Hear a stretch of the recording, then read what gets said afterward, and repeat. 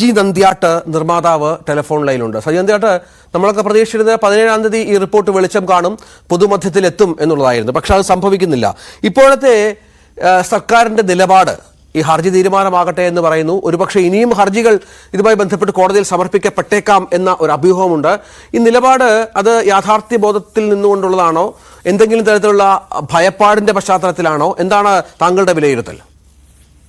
അല്ല, നമുക്കത് കൃത്യമായിട്ട് പറയാൻ പറ്റില്ല. കാരണം ഇതിപ്പോ WCC ആണല്ലോ ഈ പരാതി കൊടുക്കുകയും അതനുസരിച്ചാണ് നടി ആക്രമിക്കപ്പെട്ടതിന് ശേഷം ഇങ്ങനെ ഒരു കമ്മിറ്റിയാണ് മലയാള സിനിമയിലെ പ്രശ്നങ്ങളുണ്ടോ, ഉണ്ടെങ്കിൽ എന്തൊക്കെയാണ് അത് ചൂണ്ടിക്കാട്ടിക്കൊണ്ട് പല 62 പേരിൽ നിന്നും മൊഴികൾ രേഖപ്പെടുത്തി. ആ മൊഴികൾ രേഖപ്പെടുത്തിയതനുസരിച്ച് അത് 2019 ഡിസംബർ 31 ഗവൺമെന്റിന് കൈമാറി 1,30,00,000 രൂപ ചെലവഴിച്ചു. അപ്പോ ഇങ്ങനെയുള്ള കാര്യങ്ങളൊക്കെ നമുക്ക് എല്ലാവർക്കും അറിയാം. അതിനുശേഷം ഇത് വിവരാവകാശ നിയമത്തിന്റെ പരിധിയിൽ വരുന്നു. അതുകൊണ്ട് തന്നെ വിവരാവകാശ നിയമപ്രകാരം ഇത് ലഭിക്കണമെന്ന് പറയുന്നത് മാധ്യമ പ്രവർത്തകർ ഉൾപ്പെടുന്ന ആൾക്കാർ അതുപോലെ വിവരാവകാശ അവകാശം എൻജോയ് ചെയ്യാൻ ശ്രമിച്ചു. അപ്പോഴാണ് ഇങ്ങനെയുള്ള പരാതികൾ വരുന്നത്. ഇപ്പോ WCCയിൽ ഇതിന്റെ ഒരു പ്രധാന പ്രവർത്തകയായിരുന്നു രഞ്ജിനി തന്നെയാണ് ഒരു പരാതി കോടതിയിൽ പറഞ്ഞിരിക്കുന്നത്. ആ പരാതിയുടെ അടിസ്ഥാനം എന്ന് പറയുന്നത് താൻ കൊടുത്ത മൊഴി അത് കൃത്യമായിട്ടാണ് വെളിയിൽ വരാൻ പോകുന്നത്. അതോ താൻ കൊടുത്ത മൊഴിയിൽ എന്തെങ്കിലും കൂട്ടിച്ചേർക്കൽ വന്നിട്ടുണ്ടോ, എന്തെങ്കിലും അതിശയോക്തിപരമായ കാര്യങ്ങളുണ്ടോ, താൻ കൊടുത്ത മൊഴിയിൽ ഏതെങ്കിലും തരത്തിൽ അവോയ്ഡ് ചെയ്യപ്പെട്ടിട്ടുണ്ടോ, അതായത് എന്തെങ്കിലും വെട്ടി കളഞ്ഞിട്ടുണ്ടോ, ഇതറിയാൻ തനിക്ക് അവകാശമുണ്ട് അല്ലെ. സാധാരണ മൊഴി വായിച്ചു കേട്ട് ശരിയെന്ന് പറയും, സൈൻ ചെയ്യും, പോലീസ് സ്റ്റേഷനായാലും കോടതിയിലായാലും. പക്ഷെ ആ ഒരു ഫോർമാലിറ്റി നടക്കാത്തതുകൊണ്ട് തനിക്ക് അത് ഭയമുണ്ട് എന്ന് പറയുന്നത് ഒരു എഞ്ചിനിയാണ് നമ്മുടെ ഹൈക്കോടതിയെ സമീപിച്ചിരിക്കുന്നത്. ആ സാഹചര്യത്തിൽ ഹൈക്കോടതിയിൽ ഇങ്ങനെ റിട്ട് വന്ന സാഹചര്യത്തിൽ ഗവൺമെന്റ് അത് പുറത്തുവിടാതെ തിങ്കളാഴ്ച എന്താണ് ബഹുമാനപ്പെട്ട കോടതി പറയുന്നത് തന്നെ വെയിറ്റ് ചെയ്യുന്നു. അപ്പൊ നമ്മൾക്കറിയാം 3 state of organ, 1 executive, 1 legislature. ഇത് പരസ്പര പൂരകങ്ങളല്ല, പരസ്പരം റെസ്പെക്ട് ചെയ്യുന്നതാണ്. അപ്പൊ ജുഡീഷ്യറുടെ ഭാഗമായി ഇത് വരുമ്പോൾ ലെജിസ്ലേച്ചർ അതിനെ റെസ്പെക്ട് ചെയ്തു എന്നാണ് നമ്മൾ മനസ്സിലാക്കുന്നത്. പിന്നെ ഇത് വെളിയിൽ വരണം, സുരക്ഷിതത്വം ഉണ്ടാവണം സ്ത്രീകൾക്ക് എവിടെയെങ്കിലും. ഇപ്പൊ സിനിമയിൽ മാത്രമല്ല, സമൂഹത്തിൽ എവിടെ പ്രവർത്തിക്കുന്ന തൊഴിലിടങ്ങളിൽ സ്ത്രീകൾക്ക് കൃത്യമായ പ്രൊട്ടക്ഷൻ വേണം. അതിനകത്ത് ഒരു സംശയമില്ല. പിന്നെ ഇവര് ഇപ്പൊ ചിലര് പറഞ്ഞ കാര്യങ്ങൾ അർദ്ധ സത്യങ്ങളാണ്, ചിലര് പറയുന്നത് സത്യങ്ങളായിരിക്കാം, ചിലര് പറയുന്നത് മുഴുകള്ളങ്ങളായിരിക്കും. പല കാരണങ്ങളുണ്ട്.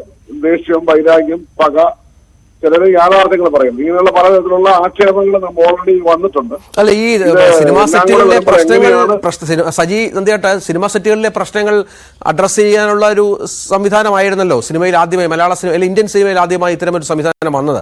അത് ഈ ഒരു പ്രതികാര ബുദ്ധിയോടുകൂടി ഉപയോഗിച്ചു എന്നുള്ള നിഗമനമാണോ താങ്കൾ ഈ പറയുന്നത്? അത്തരത്തിൽ ഉപയോഗിച്ചവരുണ്ട് എന്നുള്ളതാണോ? അല്ല, എല്ലാവരും അങ്ങനെ കാണത്തില്ല. കാരണം നമ്മളെല്ലാവരും അടുത്താശ്രയിക്കുന്നത് ശരിയല്ല. ചിലർ പ്രതികാര ബുദ്ധിയോടെ ഉപയോഗിച്ചിട്ടുണ്ട് എന്ന് ആശങ്ക പറയുന്നു. നമ്മളത് റിപ്പോർട്ട് കണ്ടിട്ടില്ലല്ലോ.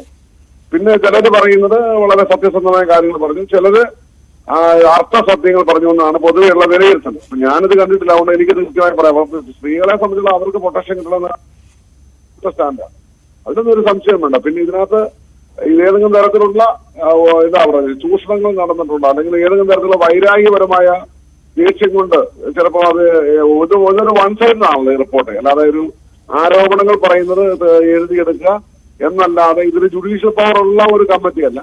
അപ്പൊ അതുകൊണ്ട് ആരോപണങ്ങൾ ഒരാൾക്കെതിരെ പറയുമ്പോൾ ഇത് ശരിയാണോ തെറ്റാണോ എന്നറിയാനായിട്ട് തിരിച്ചൊരു ക്രോസ് ചെക്കിംഗ് ഉണ്ട്. ആ ഒരു ഫോർമാലിറ്റി നടന്നിട്ടില്ല. അപ്പൊ ഇത് ഒരാളുടെ വൺ സൈഡിലായിട്ടുള്ള ആരോപണം മാത്രമായത്. അപ്പൊ ഇത് അതിനകത്ത് ചിലപ്പോൾ സത്യം കാണാം കേട്ടോ, സത്യമില്ല. നമുക്കിതേ കുറിച്ച് വ്യക്തമായി പറയാൻ സാധിക്കാത്തൊരവസ്ഥയുണ്ട് അല്ലേ.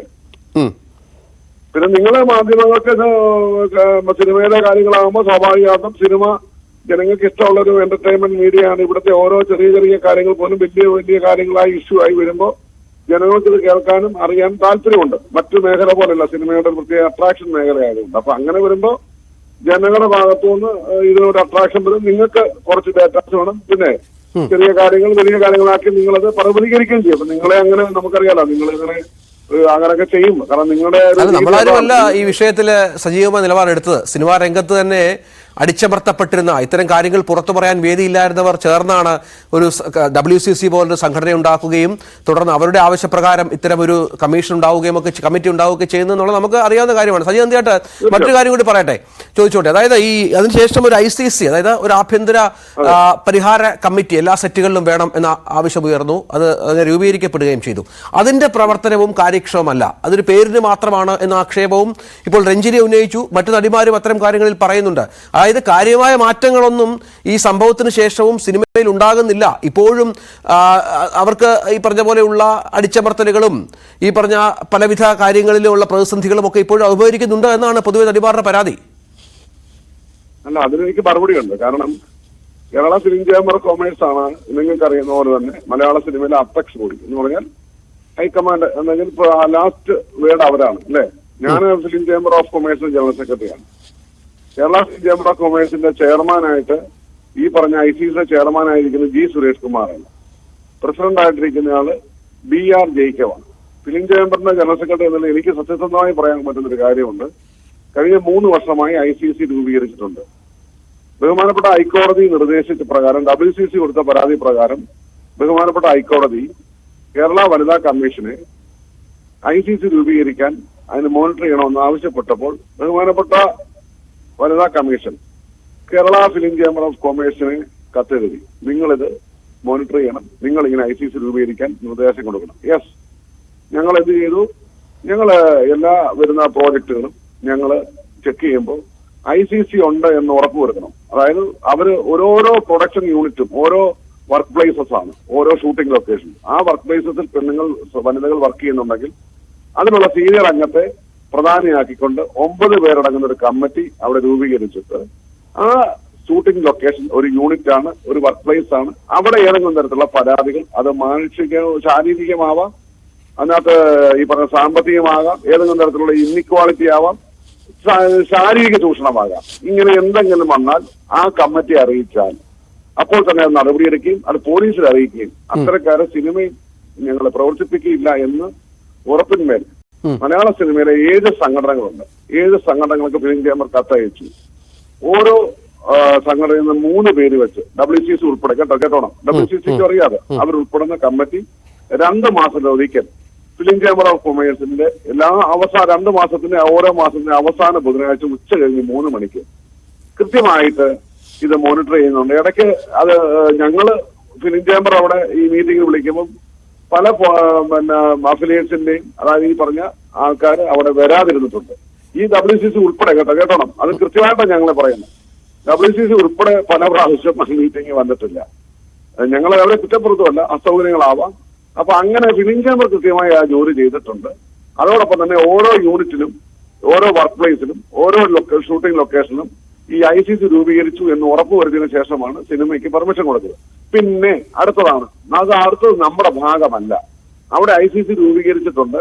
അവിടെ പരാതികൾ പറയേണ്ടതും പരാതി ഉണ്ടെങ്കിൽ ചുമ്മാ പരാതി പറയാന്നുള്ളതല്ലോ, പരാതികൾ ഉണ്ടെങ്കിൽ പറയുകയും അത് ഞങ്ങളെ അറിയിക്കുകയും അവിടെ നടപടിയെടുക്കുകയും ചെയ്യേണ്ട ഉത്തരവാദിത്വം പിന്നീട് ആ ലൊക്കേഷൻ ഉള്ളവർക്കാണ്, ആ യൂണിറ്റുകാർക്കാണ്. അതിനകത്ത് ഫിലിം ചെയ്യാമെന്ന് വടിയായിട്ട് നടക്കാൻ പോലീസിംഗ് ഇല്ല, ജുഡീഷ്യൽ പവർ ഇല്ല.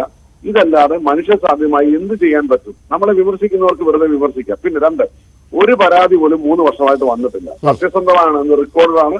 ന്യൂസ് 18 പോലെയുള്ള പ്രമുഖ ചാനലോട് സജി നമ്പ്യാട്ട് പറയുന്ന കാര്യമാണ്.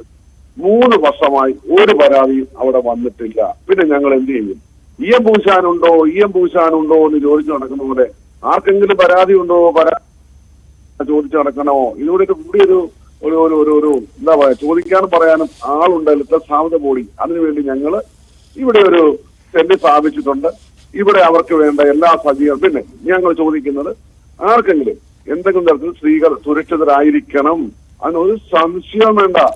ആരെങ്കിലും സ്ത്രീകളോട് അപമര്യാദ പെരുമാറുകയോ അവരെ ബോഡി ഷെയിം ചെയ്യുകയോ അവർക്ക് വർക്ക് പ്ലേസിൽ അവർ സുരക്ഷിതത്വമില്ലായ്മ അനുഭവിക്കുകയോ ചെയ്തിട്ടുണ്ടെങ്കിൽ അതിനാരാണ് കാരണക്കാരെങ്കിലും മലയാള സിനിമയെ പിന്നെ പ്രവർത്തിക്കില്ലെന്ന് ഫിലിം ചേംബർ ഉറപ്പ് കൊടുത്തു. പിന്നെ ഇത് കൂടുതൽ ഞങ്ങൾക്ക് എന്ത് ചെയ്യാൻ പറ്റും? ഞങ്ങൾക്ക് വടിയെടുത്ത് അടിക്കാൻ പറ്റുമോ?